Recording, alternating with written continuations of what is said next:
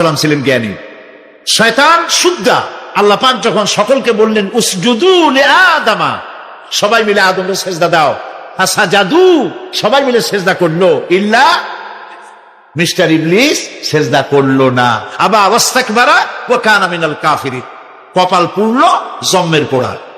এখন ও যে বুদ্ধিজীবী, দুনিয়ার বড় বুদ্ধিজীবী, দেখেন অবস্থা। আল্লাহ পাক জিজ্ঞেস করলেন, ইবলিস রে, আমার হুকুমটা তুই মানলি না কেন? কোন জিনিস তোরে বাধা দিল আমার হুকুম অমান্য করতে? মানলি না কেন? ও তখন, ও তো বুদ্ধিজীবী, বুদ্ধির আশ্রয় নিয়েছে। সে বলছে, আল্লাহ পাক, এটা মানি নাই একটা বৈজ্ঞানিক কারণেই, একটি দার্শনিক কারণেই মানতে পারি নাই। কারণ হচ্ছে খালাকতানি মিন নার ওয়া খালাকতাহু মিন তিন, তারে বানাইছো মাটি দিয়া, আমারে বানাইছো আগুন দিয়া, আনা খায়রুম মিনহু, আমি ওর থেকে অনেক ভালো, নাউযুবিল্লাহ। কত বড় কপাল পোড়া! আগুনের গতি হলো ঊর্ধ্বমুখী, মাটির গতি নিম্নমুখী। ঊর্ধ্বগতি সম্পন্ন একটা জিনিসকে নিম্নমুখী জিনিসের সামনে মাথা নত করতে বলা তোমার একটা অবৈজ্ঞানিক অদার্শনিক হুকুম হয়ে গেছে। নাউযুবিল্লাহি মিন যালিক। আল্লাহ পাক বললেন, ইন্নাকা রাজিম, মরদুদ, বিতাড়িত, সব আমল বরবাদ করে দিলাম।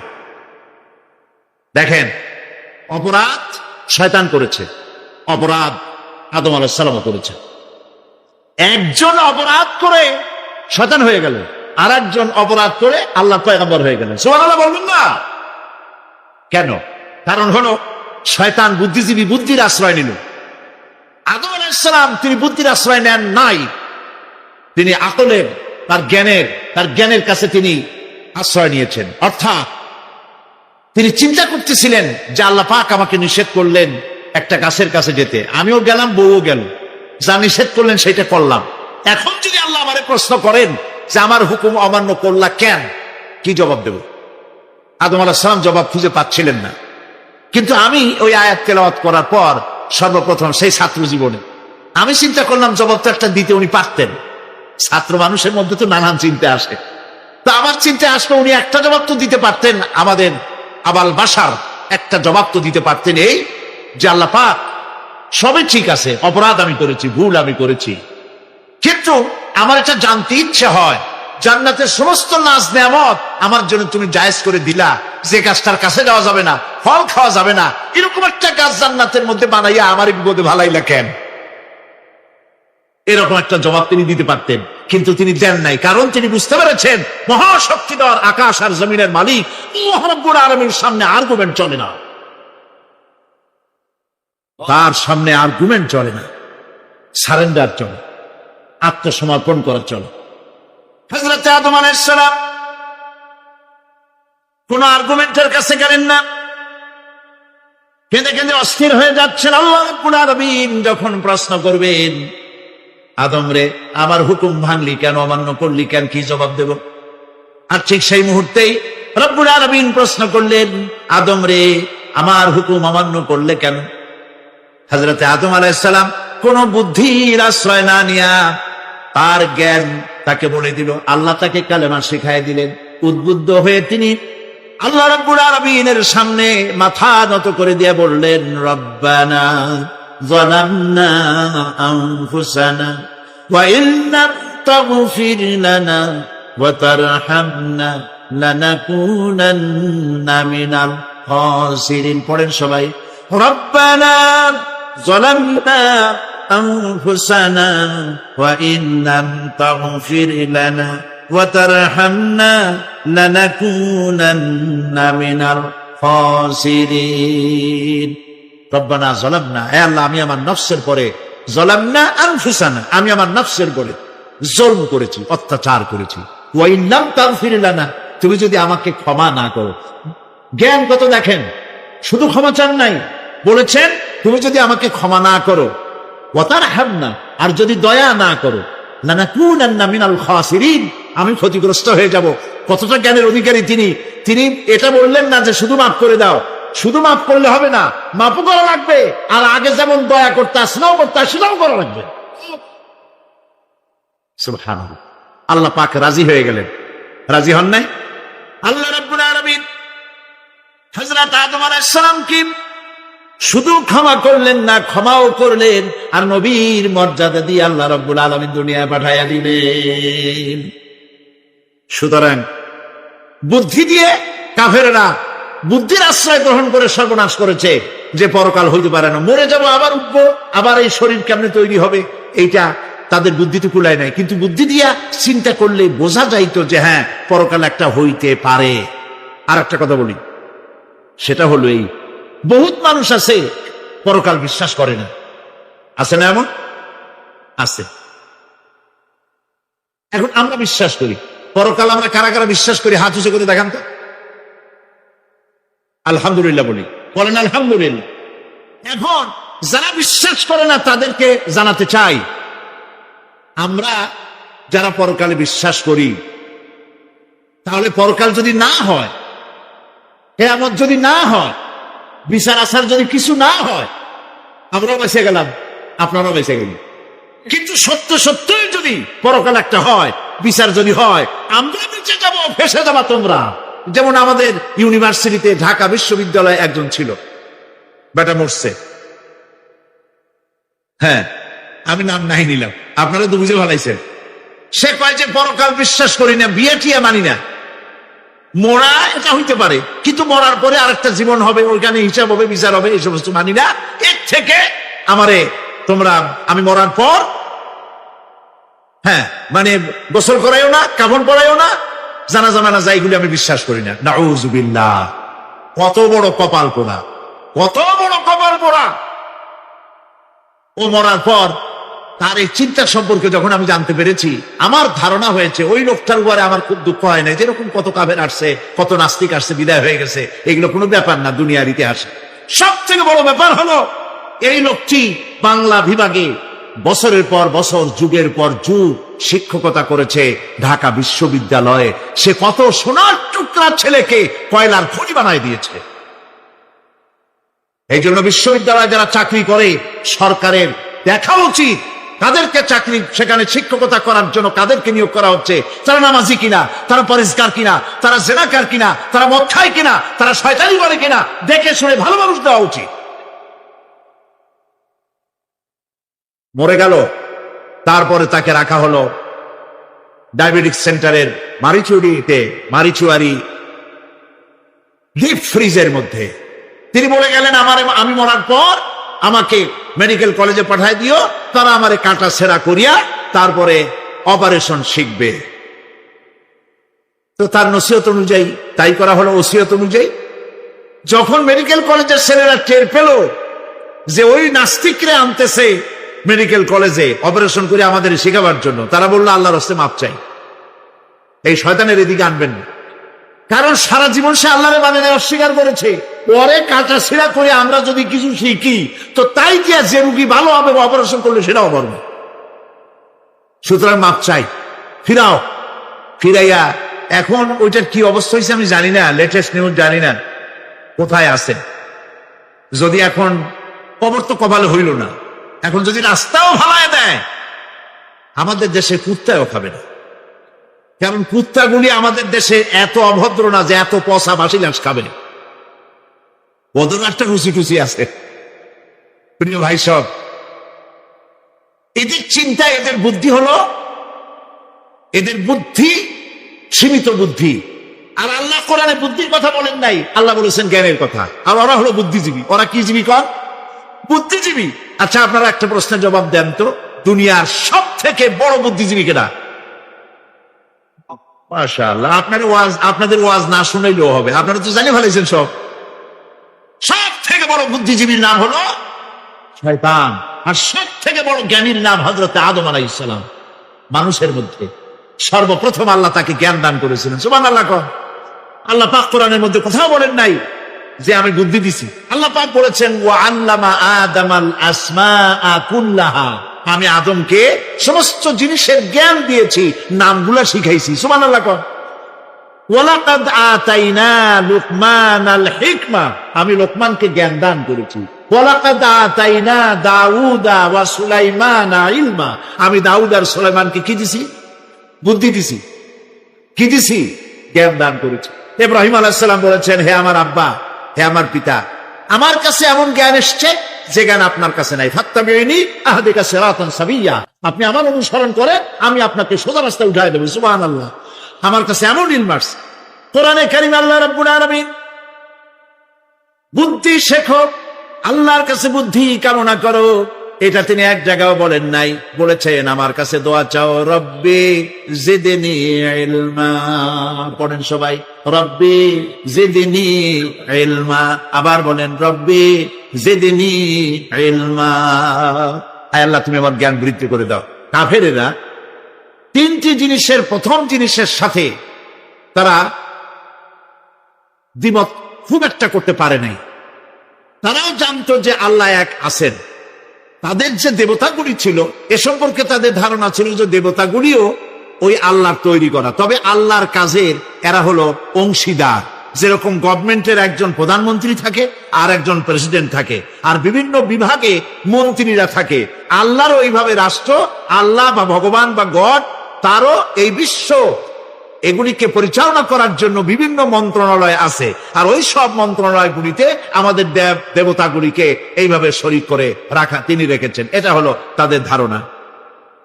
2 নম্বরে, নবী করিম সাল্লাল্লাহু আলাইহি ওয়াসাল্লামের রিসালাত সম্পর্কে তাদের এই ব্যাপারে তারা একমত হতে পারে নাই। কিন্তু নবী করিম সাল্লাল্লাহু আলাইহি ওয়াসাল্লাম মিথ্যা কথা বলেছেন, নাউযুবিল্লাহ, এটা তারা ধারণা করতে পারতো না। কারণ 40টি বছর পর্যন্ত একটি মিথ্যা কথা তিনি বলেন নাই। সুবহানাল্লাহ বলেন। নবুয়তের আগ পর্যন্ত কোন মিথ্যে কথা তার কাছ থেকে লোকেরা শোনে নাই। সুবহানাল্লাহ। সারা জীবনেও তিনি কোনো মিথ্যে কথা বলেন নাই।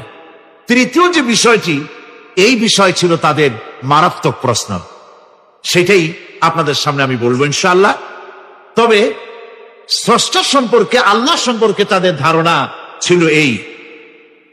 আল্লাহ পাক কোরআনে কারিমে বলছেন, وَلَئِنْ سَأَلْتَهُمْ مَنْ خَلَقَ السَّمَاوَاتِ وَالْأَرْضَ لَيَقُولُنَّ خَلَقَهُنَّ الْعَزِيزُ الْعَلِيمُ। তাদেরকে যদি প্রশ্ন করা হয় কে আকাশ সৃষ্টি করেছে, কে জমিন সৃষ্টি করেছে, তাহলে তারা বলবে, এবং তোমাদেরকে কে সৃষ্টি করেছে, তার জবাবে তারা বলবে পরাক্রমশালী আল্লাহ রব্বুল আলামিন, তিনি সৃষ্টি করেছেন। ফেরাউনও কিন্তু কোনোদিন বলে নাই যে আকাশ আর জমিন আমি সৃষ্টি করেছি।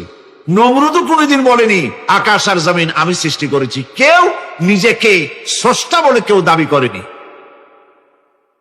এইভাবে করে আল্লাহ পাক বলছেন, তাদেরকে যদি এই প্রশ্ন করা হয়, وَلَئِنْ سَأَلْتَهُمْ مَنْ نَزَّلَ مِنَ السَّمَاءِ مَاءً فَأَحْيَا بِهِ الْأَرْضَ مِنْ بَعْدِ مَوْتِهَا لَيَقُولُنَّ اللَّهُ।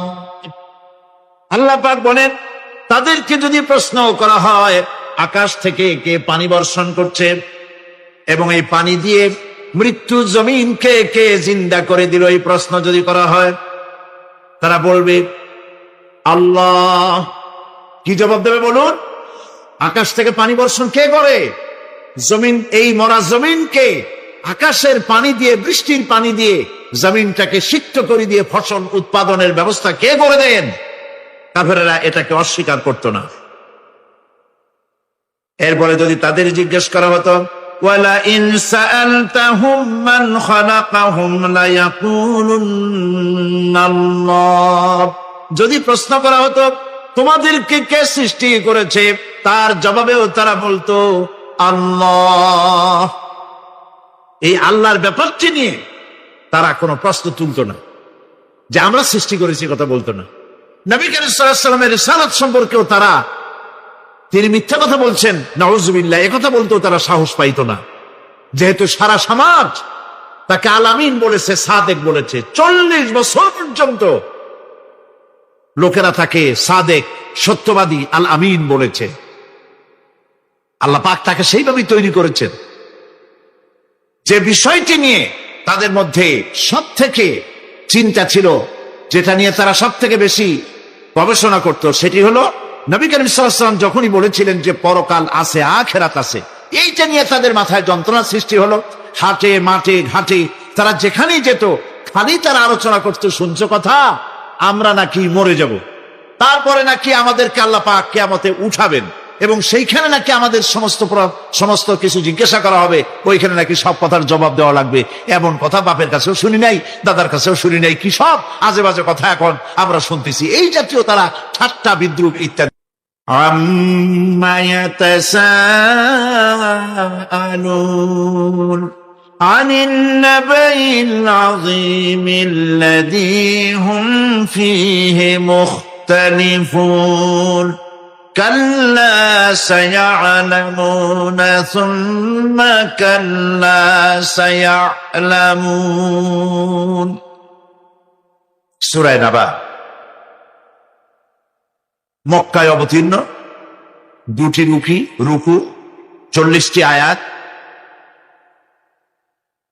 এই সূরাটিতে আল্লাহ পাক মানুষের পরকালীন জীবন সম্পর্কে এবং পরকালের সম্ভাবনা সম্পর্কে এক বিস্তারিত আলোচনা আল্লাহ পাক করেছেন। নবী করিম সাল্লাল্লাহু আলাইহি ওয়াসাল্লাম বলেছেন, কেউ যদি দুনিয়ায় বেঁচে থেকে জীবিত চোখ দিয়ে পরকাল দেখতে চায়, পরকাল তো আমরা দেখতেছি না, কি বলেন? আমরা দেখতেছি? আমাদের কোন আত্মীয় স্বজন, মরা আত্মীয় স্বজন বেঁচে এসে ওই জগৎ সম্পর্কে আমাদেরকে কিছু বলতে পারতেছে? কেউ পারে না। কাজেই সেই পরকালটা কেমন হবে, নবী করিম সাল্লাল্লাহু আলাইহি ওয়াসাল্লাম বলেছেন, কেউ যদি দেখতে চায়, তাহলে দুনিয়ায় বেঁচে থাকা অবস্থায় কেউ যদি পরকাল দেখতে চায়, তাহলে সেই জন্য সূরা নাবা, সূরা নাজিআত, সূরা আত-তাকবীর, সূরা আল-ইনফিতার সেজন্য পড়ে। তাহলে কিয়ামত তার চোখের সামনে ভেসে উঠবে। সুবহানাল্লাহ। আল্লাহ পাক বলছেন, ইয়াতাসাআলুন, তারা কি সব ব্যাপারে জিজ্ঞাসাবাদ করছে? আনিন নাবাইল আযীম, সেই মহা ব্যাপারটি, সেই মহা খবরের ব্যাপারেই কি তারা এসব প্রশ্ন করছে? আল্লাযী হুম ফীহি মুখতালিফুন, যে ব্যাপারে তারা নিজেরাই মতদ্বৈততায় ভুগছে এবং নিজেরাই ঠাট্টা বিদ্রুপ ইত্যাদি করে বেড়াচ্ছে। কাল্লা সায়া'লামুন, কখনো নয়, অবশ্যই তারা জানতে পারবে। সুম্মা কাল্লা সায়া'লামুন, পুনরায় বলছি, অবশ্যই তারা এই বিষয়টি জানতে পারবে। এ হলো আয়াত যদ্দূর পড়েছিলাম তার শাব্দিক তরজমা। এরা আম্মা ইয়াতাসাআলুন আনিন নাবাইল আযীম, নাবাইল আযীম বলতে কিয়ামত এবং পরকালকে বুঝায়। ইয়াতাসাআলুন বলতে জিজ্ঞাসাবাদ। পরস্পরকে তারা জিজ্ঞাসা করতো, কি ভাই, আমরা নাকি মরে যাব, তারপর নাকি জিন্দা হব, এটা কেমন কথা? আল্লাযী হুম ফীহি মুখতালিফুন, যে বিষয় নিয়ে তারা পরকালের বিষয়টি নিয়ে পরস্পরে ঠাট্টা করত, বিদ্রুপ করত।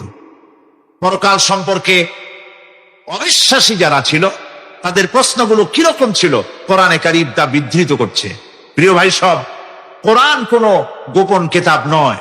আল্লাহ পাক কোন জিনিস গোপন রাখেন নাই, সব জিনিসকে মানুষের সামনে স্পষ্ট করে দিয়েছে। সুবহানাল্লাহ বলেন।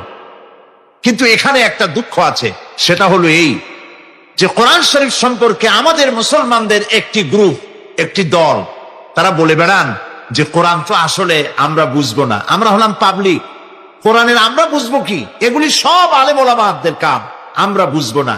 আসেন আমাদের অন্যরা কি বলে, হুজুররা কি বলে দেখি, সেই সব বইপত্র পড়ি। প্রিয় ভাই সব, বুজুর্গরা, মুরব্বীরা যে কথা বলেন, সে কথা যে সঠিক তা বোঝার জন্যই তো কোরআন প্রয়োজন। কোরআনই যদি না বুঝলেন, তাহলে তারা আপনাদেরকে বিভ্রান্ত করছে কিনা সেটা তো আপনি বুঝতে পারবেন না। কথা ঠিক কিনা বলেন? এখন কোরআন বোঝা যারা বলেন যে এটা কোরআন বোঝা সহজ নয়, কঠিন, আমার চিন্তায় এই লোকগুলি, এই বিশাল একটি গ্রুপ, একটি দল, শয়তানের বড় রকমের ওয়াসওয়াসার ভিতরে তারা নিমজ্জিত হয়ে গেছে। আল্লাহ মেহেরবানি করে এই ভাইদের দৃষ্টিকে খুলে দিন, যাতে তারা বুঝতে পারে যে কোরআন শুধু আলেম ওলামাদের জন্য নয়, কোরআন পৃথিবীর সমস্ত মানুষের জন্য। হুদাল লিল আলামিন তো আল্লাহ পাক বলেন নাই আলেমদের জন্য নাজিল করেছি, তা তো বলেন নাই, বলেছেন হুদাল লিন্নাস, সমস্ত মানুষের জন্য কোরআন দেওয়া হয়েছে। এখন কোরআন বোঝা কঠিন না সহজ? এই প্রশ্নের জবাবে আল্লাহ রাব্বুল আলামিন, আমরা প্রশ্ন করব, আমাদের প্রশ্ন করার অনেক আগে আল্লাহ রাব্বুল আলামিন সূরা কামারের ভিতরে একটি প্রশ্নের জবাব 4 বার দিয়েছেন। আল্লাহ পাক বলেছেন ওয়ালাকাদ ইয়াসসারনাল কুরআনা লিযিকর ফাহাল মিন মুদ্দাকির। আল্লাহ পাক বলেন আমি আল্লাহ অবশ্যই কোরআনকে মুখস্থ করার জন্য আর কোরআন বোঝার জন্য মানুষের কাছে আমি সহজ করে দিয়েছি। ফাহাল মিন মুদ্দাকির, আছে কে কেউ এর থেকে উপদেশ গ্রহণ করা? 4 বার আল্লাহ পাক বলেছেন সূরা কামারের ভিতরে অবশ্যই কোরআন আমি বোঝার জন্য সহজ করে দিয়েছি। সুবহানাল্লাহ বলেন। আমরা বুঝতে চাই না, তাহলে বুঝবো কি করে? বুঝতে চাইলেই তো আমরা বুঝতে পারবো, চেষ্টা করলেই বুঝতে পারবো। কোরআনে কারীমের এই সূরাটির দিকে লক্ষ্য করে আল্লাহ পাক বলছে কাফেরেরা এটা বিশ্বাস করতো না। বিশ্বাস না করে তারা কি সব প্রশ্ন উঠাইতো, সেই প্রশ্নগুলো আল্লাহ পাক তুলে ধরেছেন। আরেকটি জিনিস লক্ষ্য করুন, আল্লাহর চাইতে শক্তিধর পৃথিবীতে কেউ আছে? আকাশে কেউ আছে? কোথাও কেউ আছে? কেউ নাই। আল্লাহরে অস্বীকার করছে একদল লোক, বলতেছে মানি না। আল্লাহ পাক ফেরেশতা পাঠায় দিলেন ওদের গর্দান পিটাই ভেঙে দাও, আমারে মানে না কে? এইরকম কি আল্লাহ করছে? না, করেন নাই। ওরা বলে পরকাল মানি না, আল্লাহরে মানি না। আল্লাহ পাক কোরআনে যুক্তি দিয়েছেন আর নবী করিম সাল্লাল্লাহু আলাইহি ওয়াসাল্লামকে বলেছেন ইন্নামা আনতা মুযাক্কিরুন লাস্তা আলাইহিম বিমুসাইতির। হে নবী, উপদেশক করে আপনাকে পাঠাইছি, আপনাকে লাঠি চার্জ করার জন্য পাঠাই নাই। আপনি দারোগা নন, আপনি প্রচারক। মানুষকে উপদেশ দিন সুন্দর সুন্দর ভাষায়, উদউ ইলা সাবিলি রাব্বিকা বিল হিকমাতি ওয়াল মাউইজাতিল হাসানা। মিষ্টি মিষ্টি ভাবে, সুন্দর ভাবে, সুকৌশলে মানুষকে ভালো ভালো কথাগুলি সুন্দর করে বুঝিয়ে দিন। সুবহানাল্লাহ বলেন। এখন এই কাফেররা বলছে পরকাল বুঝি না, এগুলা কেমনে হয়? আমরা অস্বীকার করি, মানি না। আল্লাহ পাক সাথে সাথে ফেরেশতা দিয়ে কারো ঘাড় মটকান নাই, কিন্তু পারতেন না? পারতেন না? আরে ভাই বলেন না কেন, পারতো কিনা? অবশ্যই পারতেন, কিন্তু তা করেন নাই। প্রত্যেকটি কথা যুক্তি দিয়ে, হাজার যুক্তি দিয়ে আল্লাহ পাক বুঝাইছেন। সুবহানাল্লাহ। কাফেররা প্রশ্ন করল, তারা বলতো আমাদের এই জীবন শেষ, মৃত্যুর পরে আমাদের আর নতুন করে ওঠা লাগবে না। ওরা বলতো ইন্না হাউলানি লা ইয়াকুলুনা ইন হিয়া ইল্লা মাউতাতুনাল উলা ওয়া মা নাহনু বিমুনশারিন। তারা বলতো এই জীবনটাই আমাদের শেষ, এইখানে আমরা মৃত্যু ছাড়া, আমাদের এই জীবন ছাড়া আর কিছুই নাই, আর আমাদেরকে পুনরুত্থিত করা হবে না। পরিষ্কার তারা বলতো যে আমাদেরকে পুনরুত্থিত করা হবে না। এরপরে তারা আরো বলতো মা নাদরি মাস-সাআতু ওয়ান নাযুন্নু ইল্লা যান্না ওয়া মা নাহনু বিমুস্তাইকিনিন।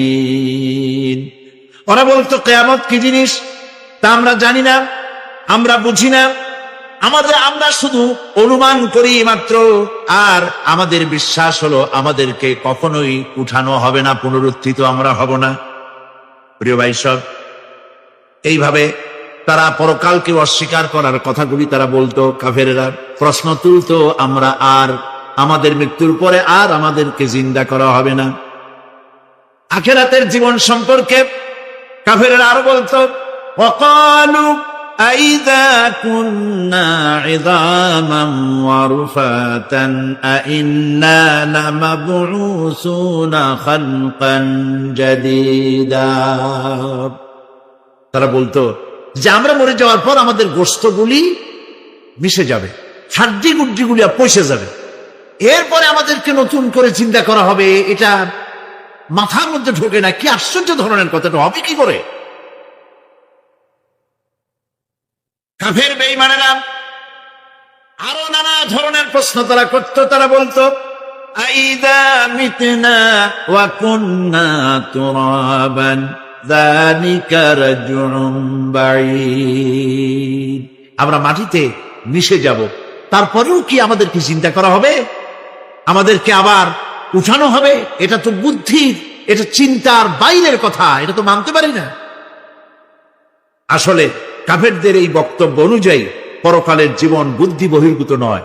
ওরা যে বলে যে এটা আমাদের বুদ্ধিতে কুলায় না, আসলে তারা বুদ্ধি খাটায় নাই। কাফের তো বুদ্ধি খাটায় নাই।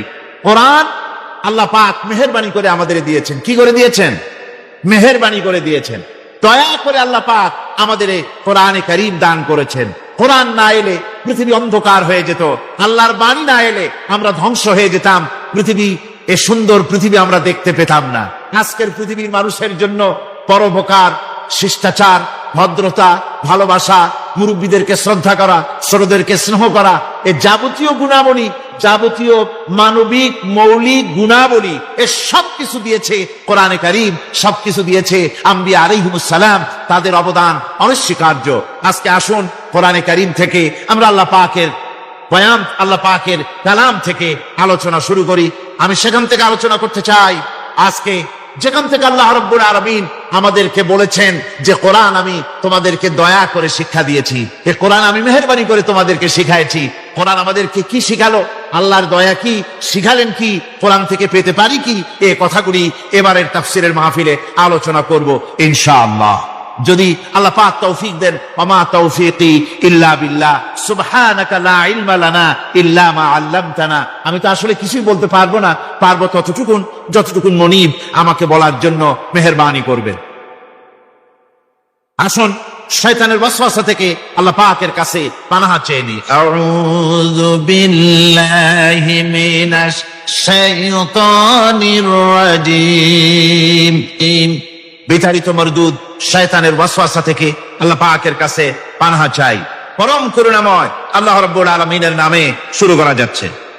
আর-রাহমানু আল্লামাল কুরআনা খালাকাল ইনসানা আল্লামাহুল বায়ান। الشمس والقمر بحسبان والنجم والشجر يسجدان والسماء رفعها ووضع الميزان ألا تطغوا في الميزان وأقيموا الوزن بالقسط ولا تخسروا الميزان والأرض وضعها للأنام فيها فاكهة والنخل ذات الأكمام والحب ذو العصف والريحان فبأي آلاء ربكما تكذبان صدق الله العظيم سورة الرحمن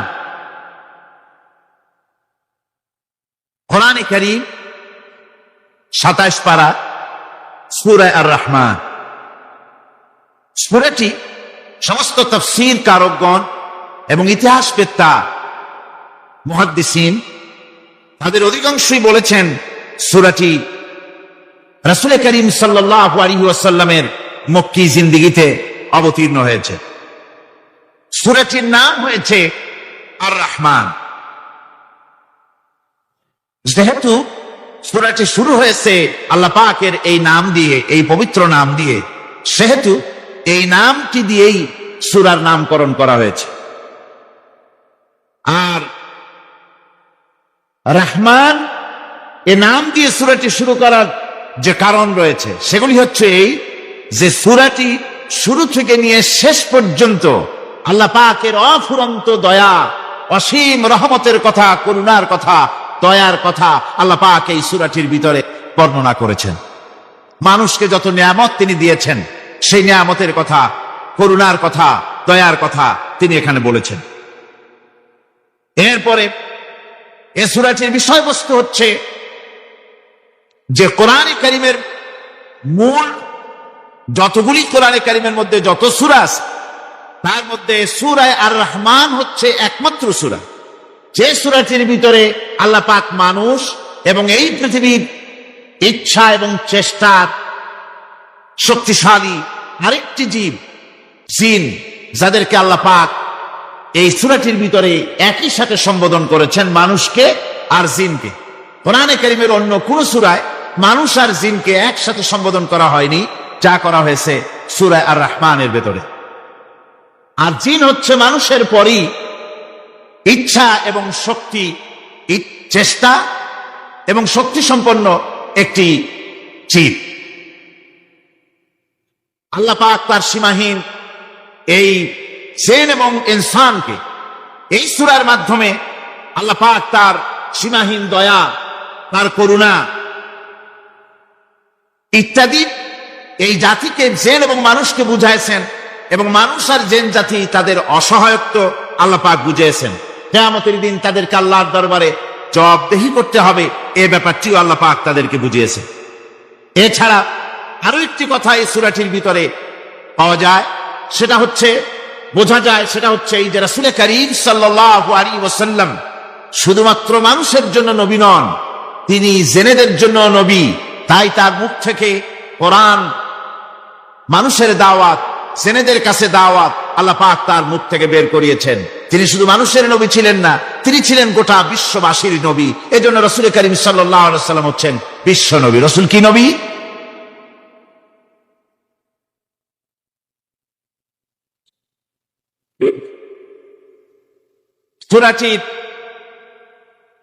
এই সূরাটির সূচনা হয়েছে মানুষ দিয়ে, মানুষকে দিয়ে আলোচনা শুরু হয়েছে। তার কারণ হচ্ছে মানুষ হচ্ছে আশরাফুল মখলুকাত। যদিও জিন এবং মানুষকে মুখাতিব করা হয়েছে, কিন্তু জিনেদের দিয়ে শুরু করা হয় নাই। তার কারণ মানুষ হচ্ছে আশরাফুল মখলুকাত। জিনেদের ভিতরে কোনো নবী প্রেরণ করা হয়নি, নবী প্রেরণ করা হয়েছে সব মানুষের মধ্যে। মানুষকে আল্লাহ পাক শ্রেষ্ঠ করেছেন, সুতরাং মানুষদের দিয়েই আল্লাহ পাক এই সূরাটি শুরু করেছেন। আর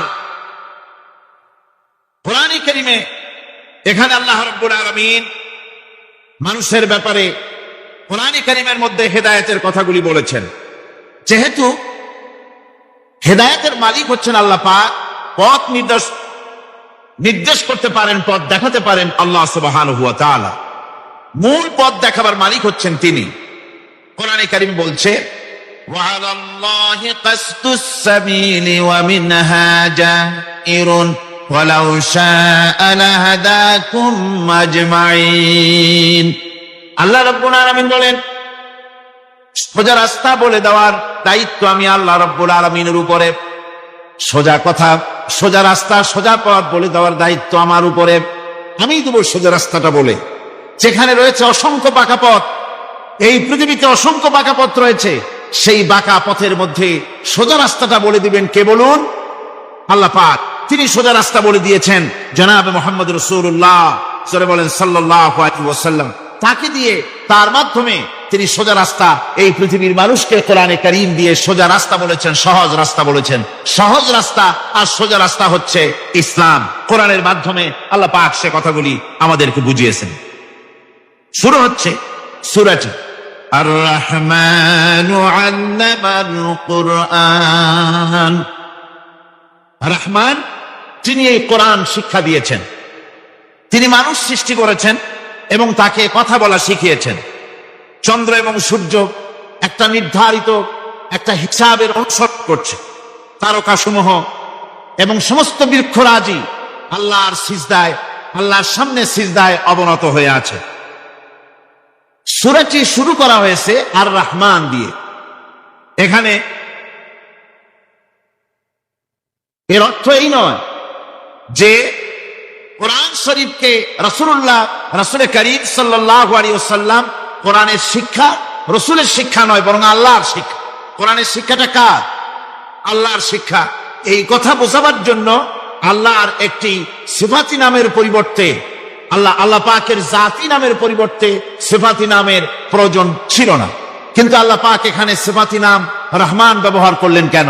এটা তো এমনও হতে পারত আর রাজ্জাকু আল্লামাল কোরআন, আস-সাত্তারু আল্লামাল কোরআন, আল গাফফারু আল্লামাল কোরআন। এভাবে তো আল্লাহ পাকের অনেকগুলি সিফাতি নাম আছে, সে নাম দিয়েও তো শুরু হতে পারত, কিন্তু আল্লাহ পাক তা করেননি। তার কারণ হলো আল্লাহ পাক এমন একটি নাম দিয়ে শুরু করেছেন তার সিফাতি নামগুলির মধ্য থেকে, যে নামটি হচ্ছে দয়ায় পরিপূর্ণ, আর রহমান, অর্থাৎ দয়া। এই কোরআন শিখিয়েছেন তিনি, যিনি হচ্ছেন দয়াবান, যিনি দয়ার মহাসাগর, যার দয়ার কোনো শেষ নাই। তিনি কোরআনে কারীমকে মানুষকে শিক্ষা দান করেছেন। আল্লাহ পাক এটা চাননি যে তিনি মানুষ আর জিনকে সৃষ্টি করবেন আর মানুষ আর জিনগুলি অন্ধকারে তারা আশ্রে মরবে, অন্ধকারে তারা মারা পড়বে, তারা কোনো পথের সন্ধান পাবে না। এভাবে আল্লাহ পাক এটা বরদাস্ত করতে পারেননি।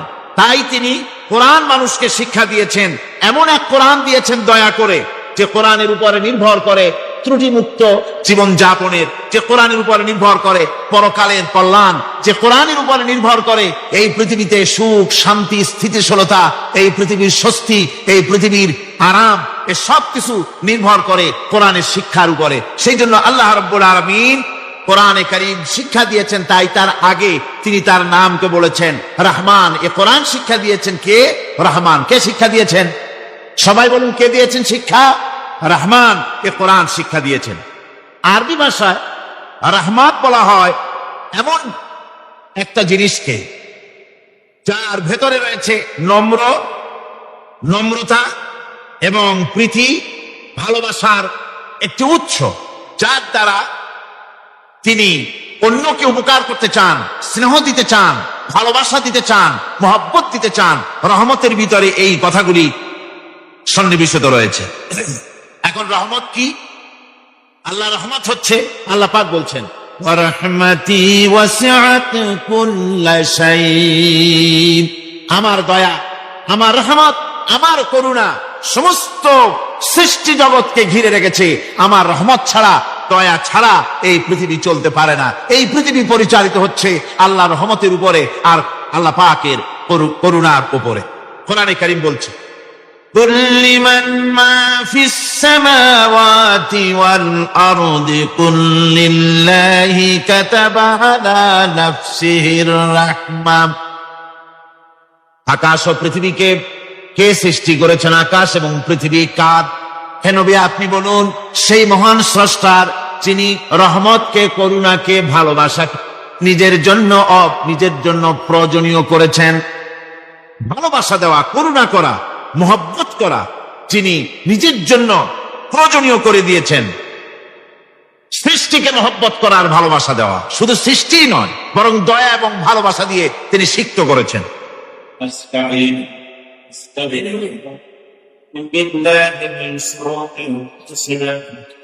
ومن سيئات أعمالنا من يهد الله فلا مضل له ومن يضلل فلا هادي له ونشهد أن لا إله إلا الله وحده لا شريك له ونشهد أن سيدنا حبيبنا مولانا محمدا عبده ورسوله الذي أرسله بالحق بشيرا ونذيرا وداعيا إلى الله بإذنه وسراجا منيرا.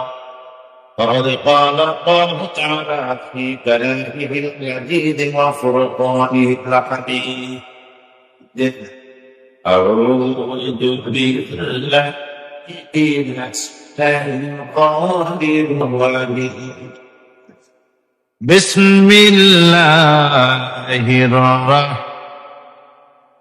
الرحيم إن الله وملائكته يصلون على النبي يا أيها الذين آمنوا صلوا عليه وسلموا تسليما اللهم صل على سيدنا مولانا محمد وعلى آل سيدنا مولانا محمد জোরে সরে মোহাম্মদের সাথে বলেন আল্লাহুম্মা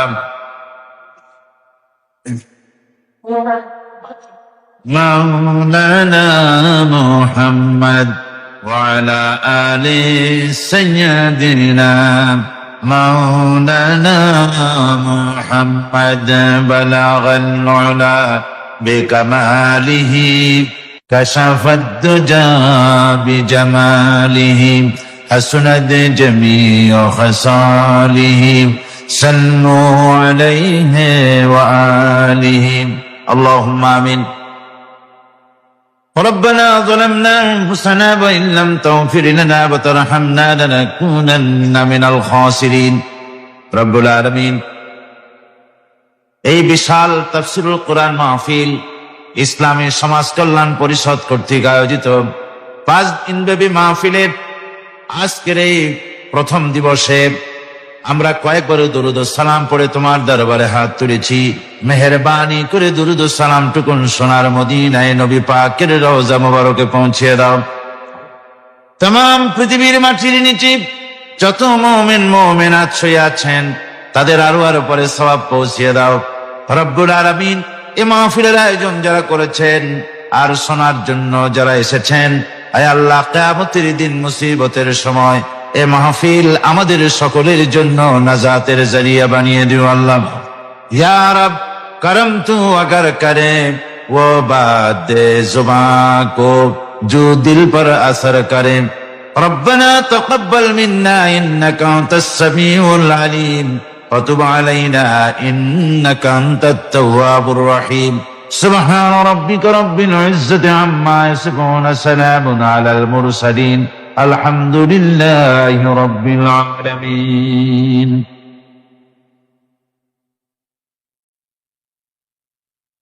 जनाब श्रद्धेय सभापति আল্লামা হযরত মাওলানা শামসুদ্দিন সাহেব দামাত বরকাতুহুল আলিয়া, হাজারাত উলামায়ে কেরাম, সম্মানিত সুধীমণ্ডলী,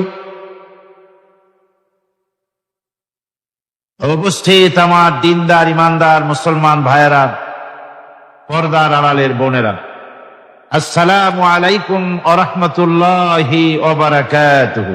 কোটি শুকরিয়া আদায় করি যে মহান আল্লাহ সুবহানাহু ওয়া তাআলা আমাদেরকে আজ ঐতিহ্যবাহী ঐতিহাসিক তাফসীরুল কোরআন মাহফিল ইসলামী সমাজ কল্যাণ পরিষদ চট্টগ্রাম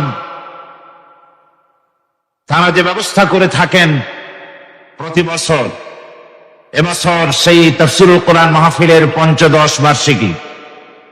আজকের এই মাহফিলে যে আল্লাহ পাক আমাদেরকে শরীক হওয়ার তৌফিক এনায়েত করলেন, সেই মহান মাহবুদের দরবারে আমরা শুকরগুজার হচ্ছি, আমরা কালিমাতুশ শুকর আদায় করছি, আমরা সকলে পড়ছি আলহামদুলিল্লাহ।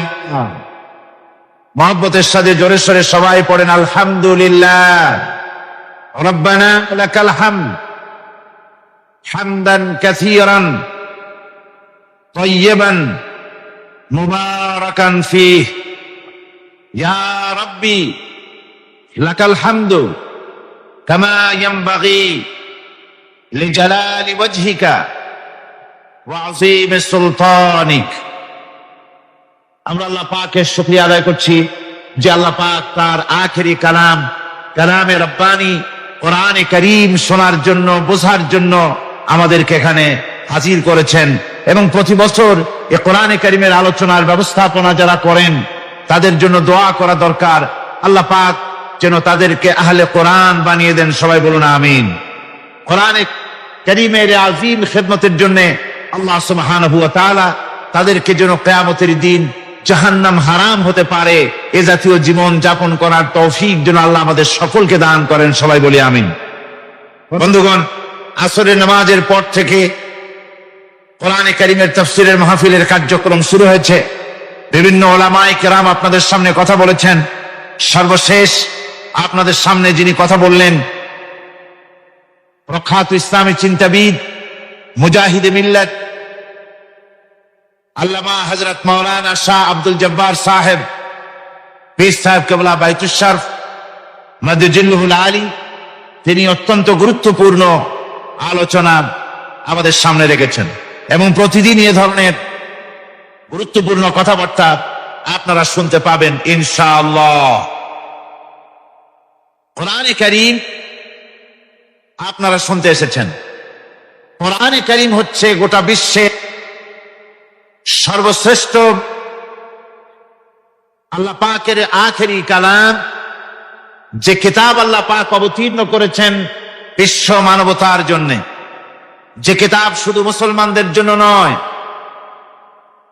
কোরআনে কারীম হচ্ছে হাযা বায়ানুল লিন্নাস হুদাল লিন্নাস গোটা পৃথিবীর সমস্ত মানব মণ্ডলীর জন্য আল্লাহ পাক এ কোরআন অবতীর্ণ করেছেন। সবাই বলুন সুবহানাল্লাহ।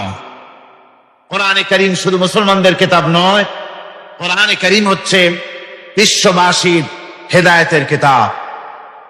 এই কিতাবকে আল্লাহ রাব্বুল আলামিন অবতীর্ণ করেছেন বিশ্ববাসীর হেদায়েতের জন্য। তিনি বলেছেন, ফামান তাবিআ হুদায়া ফালা খাউফুন আলাইহিম ওয়ালা হুম ইয়াহজানুন। ফামান তাবিআ হুদায়া, যারা এই কোরআনে কারীমের অনুসরণ করবে, কোরআনে কারীমের কথা অনুযায়ী, কোরআনে কারীম অনুযায়ী ব্যক্তি, পরিবার, সমাজ ও রাষ্ট্র গঠন করবে, ফালা খাউফুন আলাইহিম, তাদের জন্য কোনো ভয় নাই, ওয়ালা হুম ইয়াহজানুন, ওদের জন্য কোনো চিন্তাও নাই। এই কোরআনে কারীম রাসূল করিম সাল্লাল্লাহু আলাইহি ওয়াসাল্লামের উপরে যখন অবতীর্ণ হয়, একটি নিরাপত্তাহীন, ভীতিপূর্ণ একটি সমাজ, সেই সমাজের ভিতরে রাসূল এসেছিলেন, যেখানে ডাকাতি ছিল, ছিনতাই ছিল, রাহাজানি ছিল, হত্যা ছিল, জিজ্ঞাসা ছিল, মারামারি ছিল, মানুষে মানুষে মহব্বত ছিল না, উদারতা ছিল না, প্রীতি ছিল না, প্রেম ছিল না, ভালোবাসা ছিল না, গরিব দরিদ্র মানুষের অধিকার ছিল না, অধিকার হারা বঞ্চিত মানুষের জন্যই ইসলাম এলো, কোরআন এলো, নবী এলেন। আর রাসূল করিম সাল্লাল্লাহু আলাইহি ওয়াসাল্লাম এই কোরআনে কারীমের মাধ্যমেই এমন একটি সমাজ উপহার দিলেন বিশ্ববাসীকে, যেই সমাজে চুরি ছিল না, ডাকাতি ছিল না, জেনা ব্যভিচার ছিল না, শান্তি আর শান্তি হয়ে গেল সমাজের ভেতরে। আজও আমাদের দেশে, গোটা পৃথিবীতে, আমরা আমাদের দেশে এবং গোটা পৃথিবীতে যদি শান্তি পেতে চাই, তাহলে কোরআনের বিকল্প আর কিছু আছে? জোরে বলুন, আর কিছু আছে? কোরআনে কারীমের বিকল্প আর কিছু নাই। শান্তি, স্বস্তি, স্থিতিশীলতা, স্বাধীনতার গ্যারান্টি, সার্বভৌমত্বের গ্যারান্টি, মানুষের নিরাপত্তা যদি পেতে চাই, কোরআনে কারীমের আইনের কোনো বিকল্প মনুষ্য সমাজের জন্য আর হতে পারে না। আমরা পৃথিবীতে দেখেছি, সমাজতন্ত্র মানুষকে কিছু দিতে পারেনি, পুঁজিবাদ কিছু দিতে পারেনি, ধর্মনিরপেক্ষতাবাদ কিছু দিতে পারেনি, জাতীয়তাবাদ কিছু দিতে পারেনি। মানুষকে উপহার দিয়েছে শুধু দুঃখ, দারিদ্র, মারামারি আর সন্ত্রাস। আজকে বাংলাদেশের অপর নাম যদি বলা হয় সন্ত্রাস, সন্ত্রাসী দেশ অথবা সন্ত্রাসে পরিপূর্ণ একটি দেশ, তাহলে অত্যুক্তি হবে না। আজ মানুষের ব্যক্তির নিরাপত্তা নাই, পরিবারের নিরাপত্তা নাই, ছাত্র ছাত্রীরা স্কুলে যাবে নিরাপত্তা নাই, কলেজ ইউনিভার্সিটির অঙ্গনে নিরাপত্তা নাই, রাস্তায় নিরাপত্তা নাই, কোথাও নিরাপত্তা নাই মানুষের। সন্ত্রাস যেন জাতীয় জীবনের সাথে এমন ভাবে একটা বিষাক্ত সাপের মতো আনাগোনা করছে, যাকে যেখানে পাচ্ছে তাকে দংশন করছে, সবল মারছে, আর মানুষ অকাতরে তার জীবন দিচ্ছে। সর্বত্র এই সন্ত্রাসের কারণে মানুষের জীবন আজ বিপর্যস্ত হয়ে যাচ্ছে। এই সন্ত্রাস থেকে যদি বাঁচতে চায়, চরিত্রের যে ধস নেমেছে যুবকদের চরিত্রে, শিক্ষক, ছাত্র, কৃষক, পেশাজীবী, প্রকৌশলী, ডাক্তার, আইনজীবী, বুদ্ধিজীবী, সাহিত্যিক, অর্থাৎ সব শ্রেণীর ভেতরে, আমি একেবারে পাইকারি দরের সবাইকে বলছি না, কিছু তো ভালো সব সময় থাকে, কি বলেন ঠিক কিনা? কিছু তো ভালো সব সময় থাকে, কিন্তু চরিত্রের যে ধস নেমেছে সকল শ্রেণীর ভেতরে, তা অতীতের যে কোনো সময়ের তুলনায় বর্তমান বাংলাদেশে, বর্তমান পৃথিবীতে মানুষের চরিত্র আস্তে আস্তে করে জিরোর কোটায় নেমে যাচ্ছে।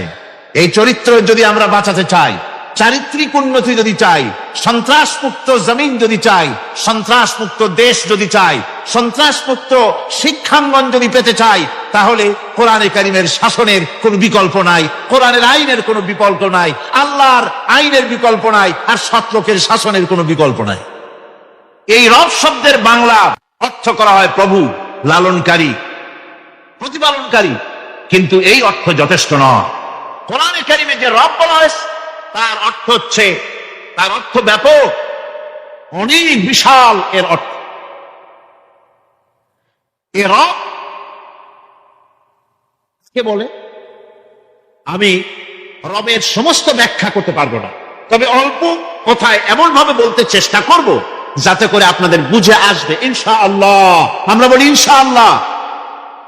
এখন আপনারা যদি আমাকে প্রশ্ন করেন যে অত কথা বুঝি না, এক লাইনে এক বাক্যে বুঝায় দেন রব কাকে বলে, তাহলে আমি কথাটা এইভাবে বলবো, যাহার যখন যে জিনিসের যতটুকু প্রয়োজন তাহাকে তখন সেই জিনিস ফরিয়াদ করার আগে যিনি পৌঁছে দেন তার নাম হচ্ছে রব। এ রব হচ্ছে তার মধ্যে রুবুবিয়তের সম্পূর্ণ কোয়ালিটিতে ভর্তি। আল্লাহ পাকের মধ্যে রুবুবিয়তের কোয়ালিটি। রব শুধু সৃষ্টি করেই ছেড়ে দেন না, প্রতিপালন করেন, পূর্ণতায় পৌঁছে দেন। সুবহানাল্লাহ বলতে ইচ্ছে করে না ভাইরা? দেখেন আল্লাহ রাব্বুল আলামিন এমন রব, বাংলাদেশের কুকুর আর আমেরিকা ইউরোপের শীত প্রধান দেশের কুকুর একরকম নয়। আমাদের দেশের পশু ইউরোপ আমেরিকা শীত প্রধান দেশের পশু একরকম নয়। তার কারণ হলো আমাদের দেশে শীত কম, নাতিশীতোষ্ণ অঞ্চলের মধ্যে খানিকটা পড়ে যায়। এখানে পশুদের গায়ে কম পশম থাকলে কোনো অসুবিধা নাই। ভেড়া, ঘোড়া, কুকুর, বন্য প্রাণীকে কেউ তো কম্বল দেয় না, ল্যাপ দেয় না, রাজাই দেয় না, খাতা দেয় না, চাদর দেয় না।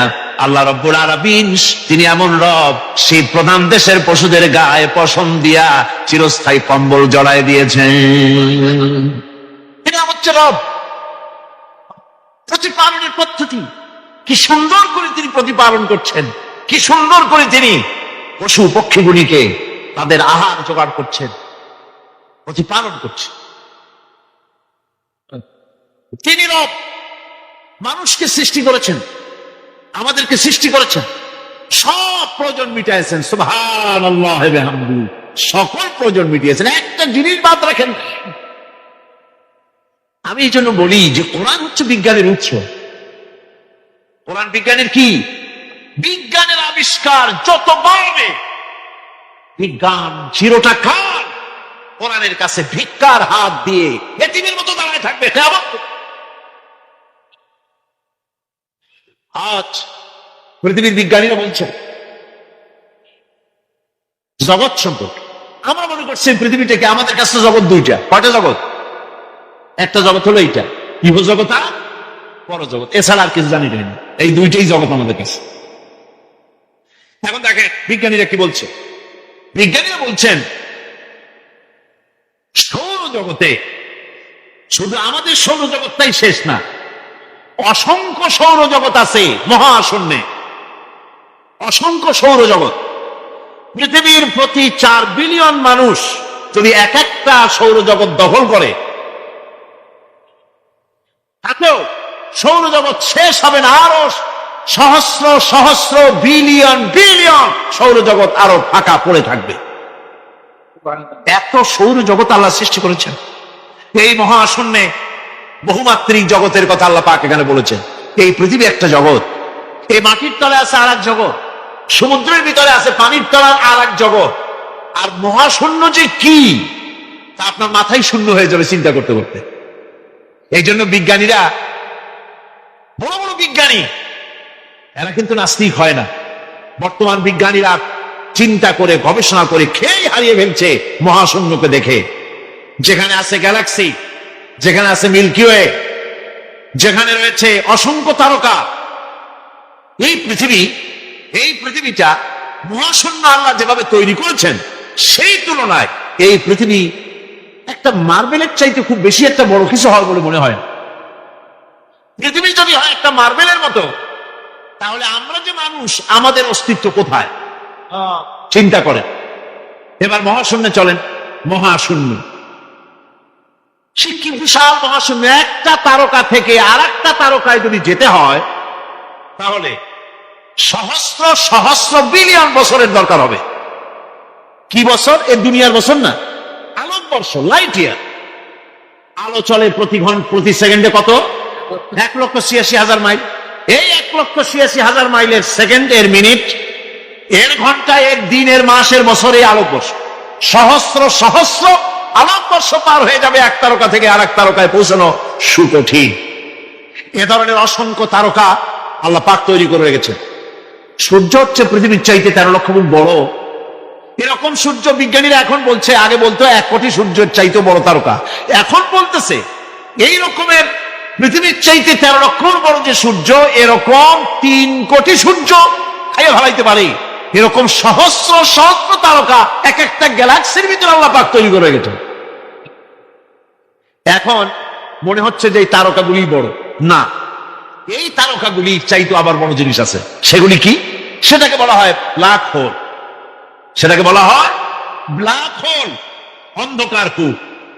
ব্ল্যাক হোল আবার ম্যান হোল বুঝবেন না, কিন্তু ম্যান হোলের ঢাকনা চুরি হয় যেমন। তবে একটা দৃষ্টান্ত আপনি বুঝতে পারেন, রাস্তায় রাস্তায় যেমন অসংখ্য ম্যান হোল আছে, ওই রকম করে মহাশূন্যে অসংখ্য ব্ল্যাক হোল আছে, একটা দুইটা না, অসংখ্য। এই ব্ল্যাক হোল আবার দেখা যায় অদৃশ্য ব্ল্যাক হোল। এই ব্ল্যাক হোলগুলো কি? এগুলি কোরআনে কারীমের মধ্যে আল্লাহ পাক বলেছেন, ফালা উকসিমু বিমাওয়াকিন নুজুম, ফালা উকসিমু বিমাওয়াকিন নুজুম, শপথ সেই পতন স্থানের যেখানে নক্ষত্র সমূহ ধ্বংস হয়ে যায়, ধ্বংসপ্রাপ্ত হয়, কসম সেই স্থান সময়ে। সুবহানাল্লাহ। এই অন্ধকার কূপের, এই অন্ধকূপের কসম করছেন আল্লাহ পাক। সে অন্ধকূপটা কি? সেই ব্ল্যাক হোলটা কি? সেই ব্ল্যাক হোল হচ্ছে ওই যে তারকার কথা বললাম, যে সূর্য খাইতে পারে, 3 কোটি সূর্য খাইতে পারে। এই রকমের তারকাগুলি ঘুরতে ঘুরতে কোন এক কারণে যখন সে ব্ল্যাক হোলের রেঞ্জের মধ্যে এসে যায়, তখন ব্ল্যাক হোল ওকে এমন ভাবে চুষে হজম করে ফেলে যেমন বাচ্চা চকলেট চুষা খাইয়া ফেলায়। এইরকম ব্ল্যাক হোলগুলি অত বড় তারকাগুলি খাইয়া চুষা শেষ করে ফেলে দেয়। সুবহানাল্লাহ বিহামদিহি। বিজ্ঞানীরা বলেছেন, আমাদের এই পৃথিবীটা, আল্লাহ না করুন কখনো, এই পৃথিবীটা যদি কোনো ব্ল্যাক হোলের আওতায় পড়ে, ওর রেঞ্জে আসে, তাহলে মাত্র 2 সেন্টিমিটারের মধ্যে পৃথিবীটা তার ঘনত্ব লাভ করে ব্ল্যাক হোলের মধ্যে অদৃশ্য হয়ে যাবে, হারায় যাবে, অস্তিত্ব থাকবে।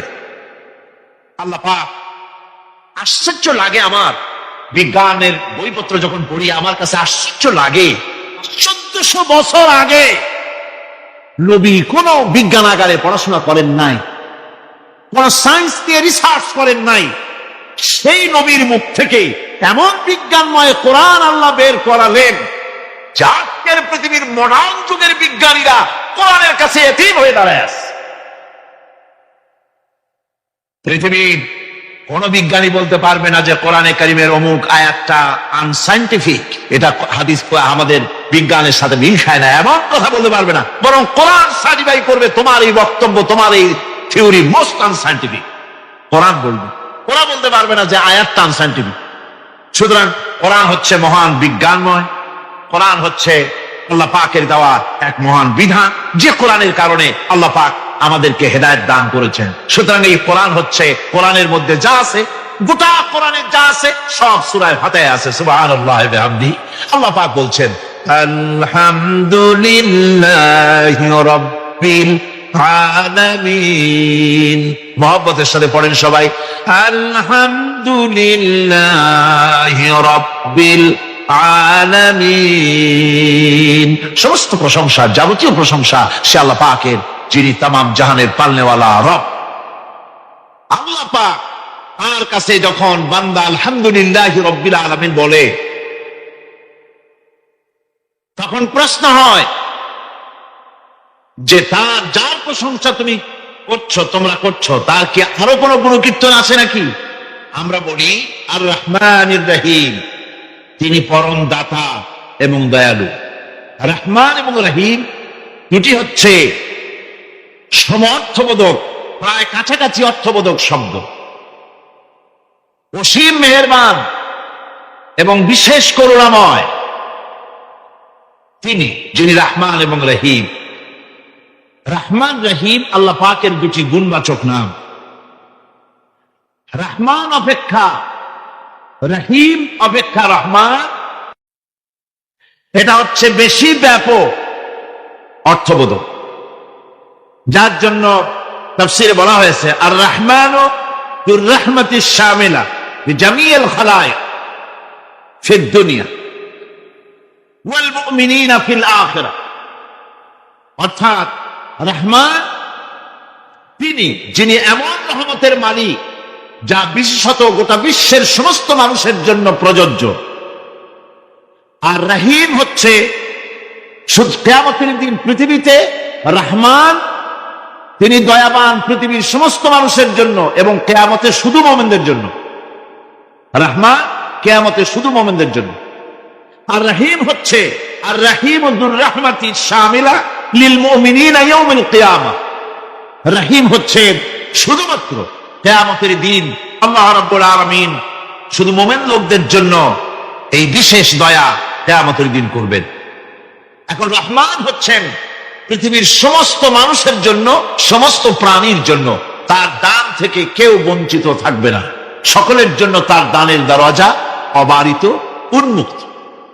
أعوذ بالله من الشيطان الرجيم بسم الله الرحمن الرحيم الحمد لله رب العالمين সবাই পড়েন الحمد لله رب العالمين الرحمن الرحيم مالك يوم الدين إياك نعبد وإياك نستعين اهدنا الصراط المستقيم صراط الذين أنعمت عليهم غير المغضوب عليهم ولا الضالين آمين সূরা ফাতিহা কোরআনে কারীমের সর্বপ্রথম একটি পূর্ণাঙ্গ সূরা যেটি, সেই সূরাটির নাম হচ্ছে সূরা ফাতিহা। এর আগে যত সূরা নাজিল হয়েছে রাসূল কারীম সাল্লাল্লাহু আলাইহি ওয়াসাল্লামের কাছে তা ছিল 10 আয়াত, 20 আয়াত, 30 আয়াত এরকম করে করে, কিন্তু পূর্ণাঙ্গ সূরা হিসাবে হুজুরের কাছে প্রথম যে সূরাটি নাজিল হয় সেই সূরাটির নাম হচ্ছে সূরা ফাতিহা। আর ফাতিহার এটা গ্রন্থের প্রারম্ভিকা হিসাবে রাখা হয়েছে বলে এই সূরাটির নাম হচ্ছে আল ফাতিহা, সূরাতুল ফাতিহা অথবা ফাতিহাতুল কিতাব। যার সাহায্যে কোন জিনিসকে উদ্বোধন করা হয়, শুরু করা হয়, সেটার নাম হচ্ছে ফাতিহা। সূরা ফাতিহার একটা নাম না, বরং এর অনেকগুলি নাম আছে। সূরা ফাতিহার কম বেশি 22টি নাম পাওয়া যায়। আবার তাফসীরে রুহুল মানিতে এর 40টি নাম বলা হয়েছে। সূরা ফাতিহা অত্যন্ত ফজিলতপূর্ণ একটি সূরা, বরকতপূর্ণ সূরা। এই সূরাটির এক নাম হচ্ছে ফাতিহাতুল কিতাব, মানে হচ্ছে কোরআন পুঞ্জিকা, কোরআনের চাবি অথবা কোরআন প্রারম্ভিকা। এটাকে বলা হয়েছে উম্মুল কিতাব, কোরআনের কিতাবের মা। তো মা মানে কোরআন শরীফের পেটে সূরা ফাতিহা হয়েছে তা না। আরবিতে শব্দের অর্থ হচ্ছে কেন্দ্র, সেন্টার, আসল। এই জন্যে মক্কা শরীফকে বলা হয়, কোরআনে কারীম মক্কা শরীফকে বলেছে কি উম্মুল কোরা, গ্রাম সমূহের মা। সারা পৃথিবীর সমস্ত জায়গা থেকে, শহর গঞ্জ গ্রাম থেকে লোকেরা এখানে এসে একত্রিত হয়, সেই জন্য এটার নাম রাখা হয়েছে উম্মুল কোরা। আবার সেনাবাহিনীর পতাকাকে বলা হয় উম্মুন, তার মানে হচ্ছে সমস্ত সেনাবাহিনী এই পতাকার ছায়াতলে ঐক্যবদ্ধ হয়, একত্রিত হয়, সেজন্য সেই পতাকার নাম হচ্ছে উম্মুন। অনুরূপ ভাবে গোটা কোরআনে কারীমের মধ্যে যা কিছু আছে তা সূরা ফাতিহার ভিতরে কেন্দ্রীভূত করা হয়েছে বলে এটার নাম হয়েছে উম্মুল কিতাব। এটার নাম হয়েছে সূরাতুর রাস। রাস শব্দের অর্থ হচ্ছে মগজ। মগজ হচ্ছে মাথার কেন্দ্রস্থল, আর গোটা কোরআনে কারীমের কেন্দ্রস্থল হচ্ছে সূরা ফাতিহা। সূরা ফাতিহার আরেক নাম হচ্ছে সূরাতুল কানজ, অর্থাৎ খনি, খনির সূরা। তার মানে হচ্ছে জ্ঞান বিজ্ঞানের সমস্ত খনি আল্লাহ পাক সূরা ফাতিহার মধ্যে রেখে দিয়েছেন। সুবহানাল্লাহ ওয়া বিহামদিহি। এর আরেকটা নাম হচ্ছে সূরাতুল ওয়াফিয়া, অর্থাৎ পূর্ণাত্ম প্রাপ্ত। এই সূরাটি হচ্ছে একমাত্র সূরা যা খণ্ডিত করে পড়া যায় না। কোরআন শরীফের যে কোনো সূরাকে অংশবিশেষ তেলাওয়াত করে নামাজ পড়তে পারেন, অংশবিশেষ পড়তে পারেন, কিন্তু সূরা ফাতিহা হচ্ছে এমন একটি সূরা যে সূরা খণ্ডিত করে পড়া যায় না। পড়তে হলে সবটাই পড়তে হবে, এর জন্য এটার নাম হচ্ছে পূর্ণত্ব প্রাপ্ত। এটাকে বলা হয়েছে আসাসুল কোরআন, অর্থাৎ কোরআনের ভিত্তি। 30 পারা কোরআনের পূর্ণাঙ্গ ব্যবস্থা পেশ করা হয়েছে, তার ভিত্তি হচ্ছে সূরা ফাতিহা। এটার নাম হচ্ছে সূরাতুল হামদ, প্রশংসার সূরা। যেহেতু সূরা ফাতিহায় আল্লাহর প্রশংসা দিয়ে ভরা, এই জন্য এটার নাম হচ্ছে সূরাতুল ফাতিহা। এর আরেকটি নাম হচ্ছে সূরাতুশ শুকর, শুকর করা, কৃতজ্ঞতা প্রকাশ করার সূরা। এই সূরাটির মধ্যে মানুষ আল্লাহ পাকের অসীম অনুগ্রহের শুকরিয়া আদায় করে বলে প্রশংসার মাধ্যমে, এই জন্য এটার নাম হয়েছে সূরাতুশ শুকর। সূরাটির না আরেকটি নাম হচ্ছে সূরাতুদ দোয়া। এই সূরাটি একটি দোয়া, একটি প্রার্থনা, আল্লাহ পাকের কাছে প্রার্থনা করা হয়, সেজন্য এটার নাম হচ্ছে সূরাতুদ দোয়া। এর আরেকটি নাম হচ্ছে সূরাতুস সুআল, অর্থাৎ কামনা করার সূরা, আল্লাহর কাছে চাওয়ার সূরা। এই সূরায় অনেক কিছু আছে যা আল্লাহর কাছে চাওয়া হয়। এই সূরাটি এর আরেকটি নাম হচ্ছে সূরাতুশ শিফা, অর্থাৎ প্রতিষেধক, রোগ ব্যাধি ইত্যাদি মুক্ত হওয়ার জন্য। সূরা ফাতিহা আপনারা আল্লাহর ওলিদের কাছে, ওলামাদের কাছে যে যান, পানি নিয়ে, তেল নিয়ে, কালো জিরা নিয়ে, ওনারা যা পড়ে ফু দেন, সেই গোপন কথাটা বলে দেই, সেটা হচ্ছে সূরা ফাতিহা। সূরা ফাতিহা কোন কোন কিতাবে মুফাসসিরিন ইকরাম লিখেছেন, মুহাদ্দিসিনরা লিখেছেন যে দুরারোগ্য ব্যাধি, কোন ওষুধ ভালো হচ্ছে না, প্রতিদিন 40 বার করে সূরা ফাতিহা পড়ে পানিতে দম করে ফজরের পরে 41 দিন যদি এভাবে সেবন করে, সেই দম করা পানি দুরারোগ্য ব্যাধিও আল্লাহ পাক ভালো করে দিবেন। সুবহানাল্লাহ ওয়া বিহামদি। এটা হচ্ছে সূরাতুশ শিফা। এটাকে বলা হয় সূরাতুস সালাত। নামাজ হবেই না সূরা ফাতিহা ছাড়া, নামাজ সূরা ফাতিহা ছাড়া হবে না। এই জন্য লা সালাতা লিমান লাম ইয়াকরা বিফাতিহাতিল কিতাব, হাদিস শরীফে এসেছে সূরা ফাতিহা ছাড়া নামাজ শুদ্ধ হবে না, নামাজ জায়েজ হবে না। সেই জন্য এটার নাম হচ্ছে সূরাতুস সালাত। কোরআনে কারীমের এই সূরাটি, এটাকে হযরত পীর সাহেব কেবলা একটি আয়াত তেলাওয়াত করে বলেছেন সাবউল মাসানি। এটা হচ্ছে নিত্য পাঠনীয় সপ্ত বাক্য, যে 7টি বাক্যকে সবসময় পড়া লাগে। তার মানে হচ্ছে যে ব্যক্তি নামাজ পড়ে 5 ওয়াক্ত, 24 ঘন্টার ভিতরে সূরা ফাতিহা একেবারে কম করেও যদি হয়, তাহলে 40 বার এই সূরা 24 ঘন্টায় নামাজি ব্যক্তিকে পড়তে হয়। এই জন্য সবসময় পাঠনীয় এই সূরাটি। সূরাটি মোট অক্ষর সংখ্যা হচ্ছে 113, শব্দ সংখ্যা হচ্ছে 25টি। এটি হচ্ছে সূরা ফাতিহা। একটি রুকু, 7টি আয়াত। নাজিলের অবতীর্ণ হওয়ার স্থান হচ্ছে মক্কা আল মুকাররমা। রাসূল করিম সাল্লাল্লাহু আলাইহি ওয়াসাল্লামের মক্কি জিন্দেগিতে সূরাটি অবতীর্ণ হয়। শুরু হচ্ছে সূরা ফাতিহা। আলহামদুলিল্লাহি রাব্বিল আলামিন। সূরা ফাতিহা আমি বলি, এটি যেন একটি অভিনন্দন পত্র। এটি কি? অভিনন্দন পত্র। বান্দা দিচ্ছে তার রবকে, রবের ভাষায় শেখানো অভিনন্দন পত্র বান্দা তার রবকে প্রকাশ করছেন, দিচ্ছেন। অভিনন্দন পত্রে 3টা জিনিস থাকে, আপনারা লক্ষ্য করে শুনলে বুঝতে পারবেন ইনশাআল্লাহ। একবার ভাবুন যে কত বড় কথা, 30 পারা কোরআনের মধ্যে যা আছে তার সবটা আল্লাহ পাক তার সারাংশ সূরা ফাতিহায় ঢুকাইছেন। তাহলে এটা জিনিসটা কি, এটা বুঝতে হবে, এবং সেই ধরনের অন্তর নিয়ে, মন নিয়ে বসতে হবে আর বুঝতে চেষ্টা করতে হবে। আমি ধীরে ধীরে আপনাদের সামনে পেশ করবো ইনশাআল্লাহ, বিইজনিল্লাহ, বিমাশিয়াতিল্লাহ, বিফদলিল্লাহ। সূরা ফাতিহার মধ্যে আমি বলেছি এটা একটি অভিনন্দন পত্রের মতো। কিরকম? অভিনন্দন পত্রে 3টা জিনিস থাকে। কয়টা জিনিস থাকে? 3টা। প্রথমে থাকে প্রশংসা। অভিনন্দন পত্রের প্রথমে কি থাকে?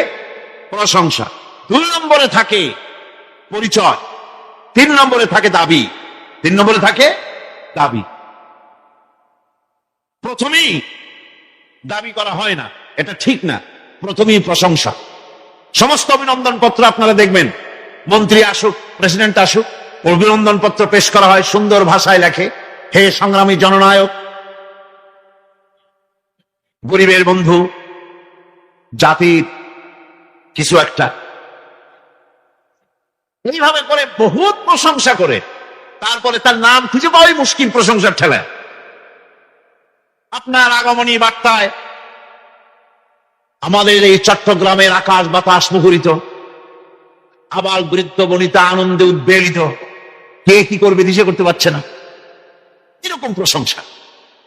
এই প্রশংসা দিয়ে তারপরে বলে আমরা চট্টগ্রাম কলেজের কর্তৃপক্ষ, আমাদের বেলা নাই, টিন নাই, চাল নাই, ইট নাই, সিমেন্ট নাই, আমাদের এগুলো দাবি।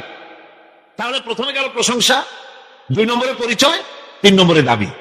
মূলত এই ভদ্রতা প্রথমে কেউ বলে না, মন্ত্রী সাহেব চিটাগংয়ে আসছেন তো, আমাদের দাবি না মিটাই এক ঠ্যাং আস্ত নিয়ে ঢাকা ফিরতে পারবেন না, এরকম বলে নাকি?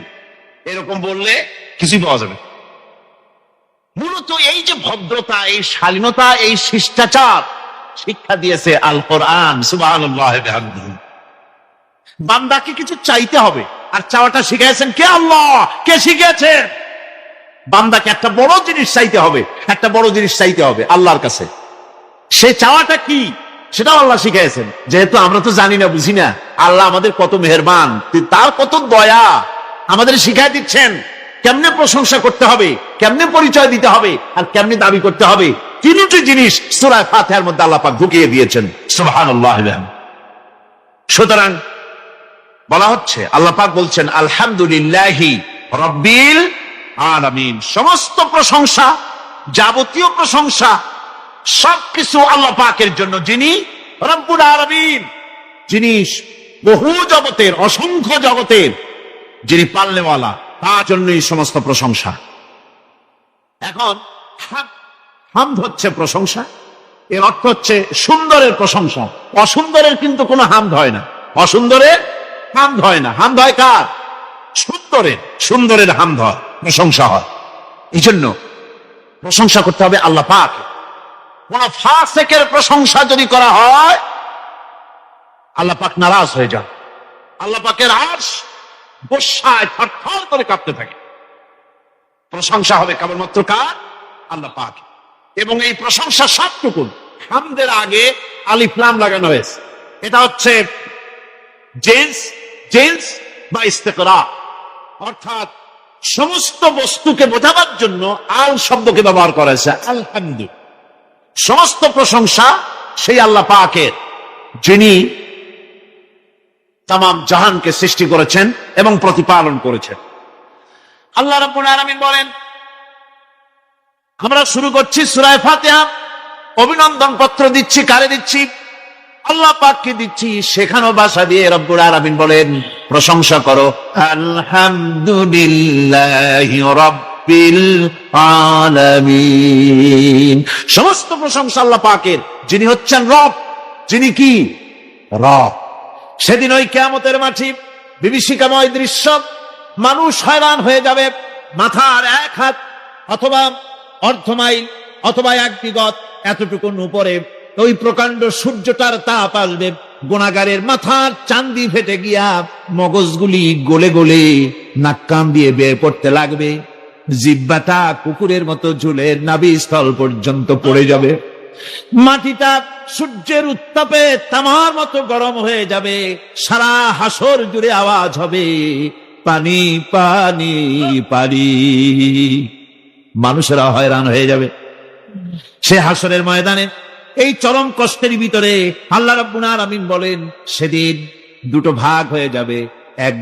একদল মানুষের চেহারা আলোয় ঝলমল হয়ে যাবে, আর একদল মানুষের চেহারাগুলি কালো হয়ে যাবে।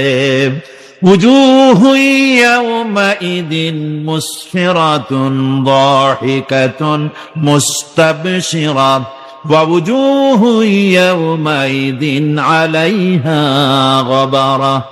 আল্লাহ পাক বলেন, এক শ্রেণীর মানুষের চেহারা হাস্যোজ্জ্বল ঝলমলে হয়ে যাবে, আর এক শ্রেণীর মানুষের চেহারাগুলি কালো হয়ে যাবে। তারহাকুহা কাতারা উলাইকা হুমুল কাফারাতুল ফাজারা। হাস্যোজ্জ্বল, স্বচ্ছন্দপূর্ণ, সুন্দর, উজ্জ্বল ঝলমলে চেহারা হবে ঈমান আনার কারণে, পরকালকে বিশ্বাস করার কারণে, আল্লাহ এবং রসুলের কথা অনুযায়ী জীবন যাপনের কারণে চেহারাটা উজ্জ্বল হয়ে যাবে। আর আল্লাহর নাফরমানি, রসুলের নাফরমানি, পরকালকে অস্বীকার করার কারণে কাফের গুলির চেহারা, মুনাফিক গুলির চেহারা কালো হয়ে যাবে। তাদেরকে আলাদা করে দেওয়া হবে। আমতাজুল ইয়াওমা আইয়ুহাল মুজরিমুন, মুজরিমদেরকে আলাদা করে দেওয়া হবে, দুইটা ভাগ হয়ে যাবে। এই চরম অবস্থা সৃষ্টি হবে কিয়ামতের ময়দানে। সেদিন রাসূল করিম সাল্লাল্লাহু আলাইহি ওয়াসাল্লাম উম্মতের জন্য সুপারিশ করবেন। সেই সুপারিশ যেন আমাদের করতে পারেন, সেজন্য আমাদেরকে তৈরি করতে হবে, সে ধরনের যোগ্য আমাদেরকে বানাতে হবে। বন্ধুগণ, এই পরকালীন জীবন, এর সম্ভাবনা, এটা যে হবে এবং সেই পরকালে আমাদের সকলকে যে উঠতে হবে, কিয়ামতে আল্লাহর কাছে জীবনের সবকিছুর জবাবদিহি করতে হবে, এই ভীতি সৃষ্টি করতে চায় আল্লাহ পাক মানুষের ভেতরে। আল্লাহ পাকের চাইতে মানুষের কল্যাণকামী আর কেউ আছে? চিল্লায় কোন আল্লাহর চাইতে, বিশ্ববাসীর সৃষ্টি জগতের কল্যাণকামী আল্লাহর চাইতে, রাসূলের চাইতে বেশি কেউ কি আছে? সে আল্লাহ পাক সব বলে দিলেন, ওপেন সিক্রেট করে দিলেন, সব গোপন ফাঁস করে দিলেন। কেমনে বিচার হবে, কেমনে কিয়ামত অনুষ্ঠিত হবে, কেমনে কি হবে, সব খুলে খুলে আল্লাহ পাক বলে দিলেন আমাদেরকে ভালো হওয়ার জন্য। কোরআনে কারীম বলছে, লাইসাল বিররা আন তুওয়াল্লু ওয়ুজুহাকুম কিবালাল মাশরিকি ওয়াল মাগরিব। পূর্ব পশ্চিমে মাথা ঘুরানো, সার নত করা, মাথা ঘুরানো, মুখ ঘুরানো, এটাই কিন্তু সৎ কাজ এবং পুণ্যবান হওয়ার, সৎ কাজ করার, নেককার হওয়ার জন্য যথেষ্ট নয়, বরং ওয়ালাকিন্নাল বিররা মান আমানা বিল্লাহি ওয়াল ইয়াউমিল আখির। প্রকৃতপক্ষে সৎকারী মুমিন, ভালো কাজ করা, প্রকৃত মুমিন, সত্যিকারের ভালো মানুষ, সত্যিকারের ইমানদার হওয়ার জন্য 10টি কাজ লাগবে। কয়টি কাজ? 10টি কাজ লাগবে। সেই 10টি কাজের একটি কাজ গত বছর আপনাদের খেদমতে আরজ করা হয়েছে, 2টি বলা হয়েছে, বাকি আজকে বললাম আর একটা, হয়ে গেল 3টা। বাকি আছে কয়টা? 7টা। বাকি আছে আরো 7টা। পরকাল ভিত্তিক জীবনযাপন যদি করতে পারি, তাহলে আমরা হব দুনিয়ার শ্রেষ্ঠ মানুষ। কোন আলহামদুলিল্লাহ। আমার দেশ, আমার জাতি, আমার school, college, university, secretariat, cantonment, রান্নাঘর থেকে শুরু করে বঙ্গভবন, দেশের সর্বত্র মানুষের ভেতরে যদি পরকালের জবাবদেহিমূলক জীবনযাত্রার অনুভূতি সৃষ্টি করে দেওয়া যায়, কিয়ামত আছে আর জবাব দিতে হবে আল্লাহর দরবারে। এই পরকালকে এভাবে বিশ্বাস করতে পারলে, ওইভাবে জীবন করতে পারলে দেশ সুখী হবে, সমৃদ্ধশালী হবে, বিপদ দূরীভূত হবে, অন্ধকারের আমানিশা দূর হয়ে গিয়ে পৃথিবীতে আবার সুন্দর সূর্য উদিত হবে।